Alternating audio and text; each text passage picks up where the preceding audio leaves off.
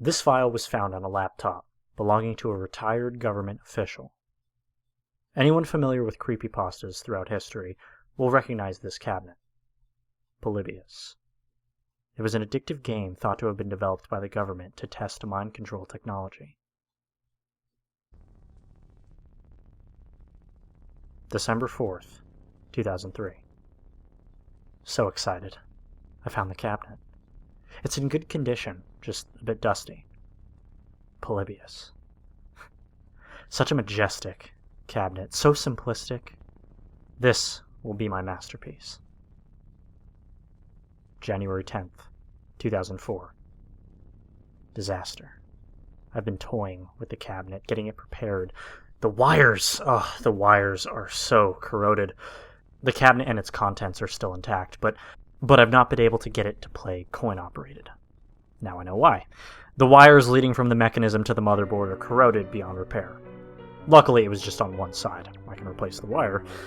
But the materials I need are expensive and scarce. Referring back to the blueprints, I find that I need silver wires. Silver! But it will be worth it. January 15th, 2004. I've done it. The game is fully functional. Every side repainted and restored, every wire resoldered, every part perfect. I got my nephew to play it, and I verified that it is an original. He can't sleep. He doesn't think I know, but I do. He sneaks into my workshop at night for a fix, another round of this wonderful game. I can't wait. I just can't wait until my own additions have been added.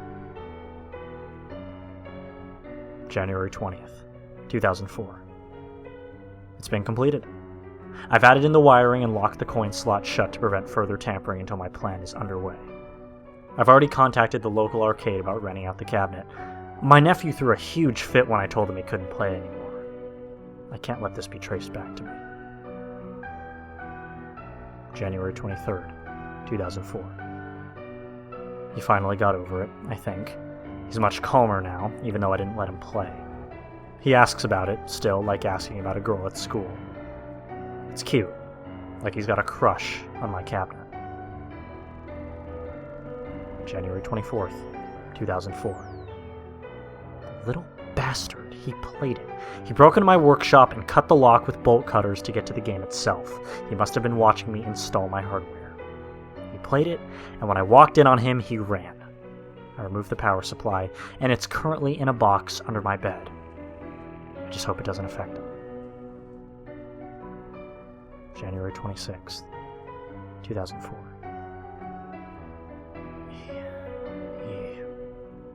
He killed himself. Didn't leave a note, just offed himself with his shoelaces in the closet.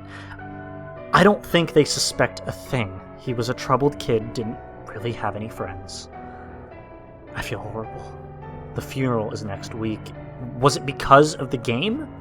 Dear God, I hope it isn't that strong. I hope this was just the final straw for him.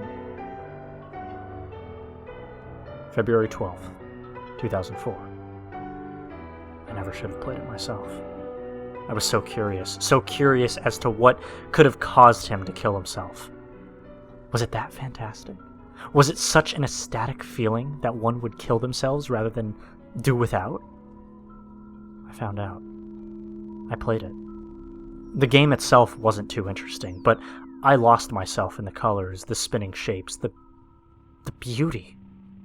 I came away from the 5-minute session with a buzz, not unlike that of sex, but so much stronger. So much stronger that even now, I'm itching to play it again. I must. I don't want to, but I must. Is this how addicts feel? February 15th, 2004. I'm so near my goal, but I don't want to give it up. It's mine. I don't care if my wife feels I'm spending too much time in my workshop. I didn't even come to bed last night. I haven't actually slept in days, and I can feel my mind fraying at the edges. I never should have played it. It's mine. February 21st, 2004. My wife sold the game. She sold it to the arcade that I was going to sell it to. I got so angry. I hit her with a wrench. Okay, she's bleeding, and she's on the ground, and she won't wake up. I'm so scared. Why did I do that? Why did she have to sell it? Why? I mean, I wish I hadn't played it. I could feel the want, the need filling me like ants crawling into my skin, though. It's starting to hurt. To physically hurt. I can't even go outside in the day. It's too bright. The stars are bright through my sunglasses. I have to go bury my wife now. I'll go to the arcade and post more soon. March 2nd, 2004. It hurts. But I can handle it. I have an old friend who sold me 2 bags of an amazing drug called Oxycontin. The pain is less, but I can't make it stop unless I stop at the arcade.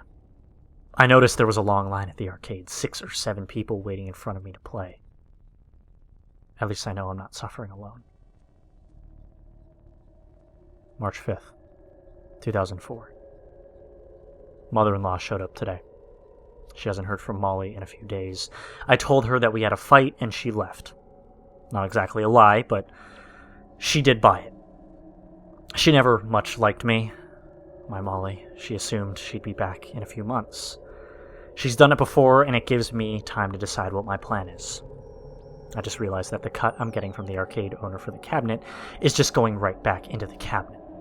He says I should get a cut because I brought him his most popular game.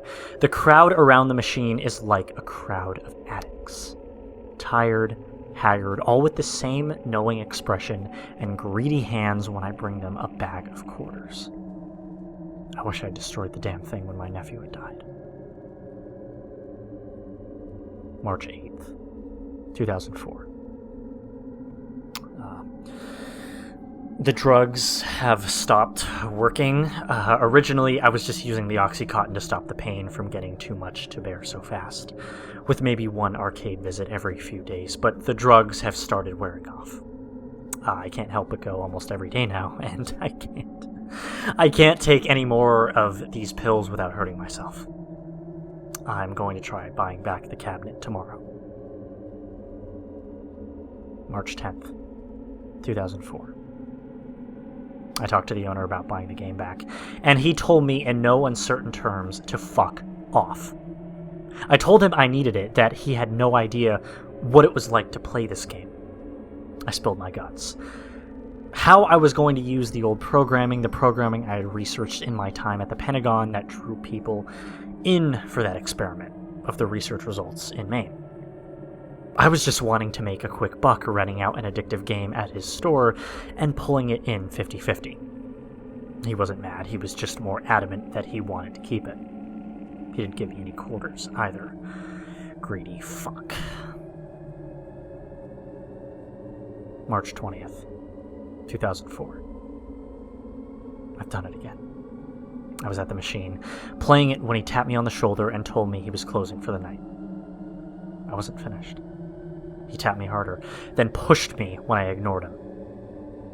And I don't know what came over me. 1 second, I was looking at this fat Italian, and the next, I was sitting on top of him with my hands around his throat, and he wasn't moving. I killed him.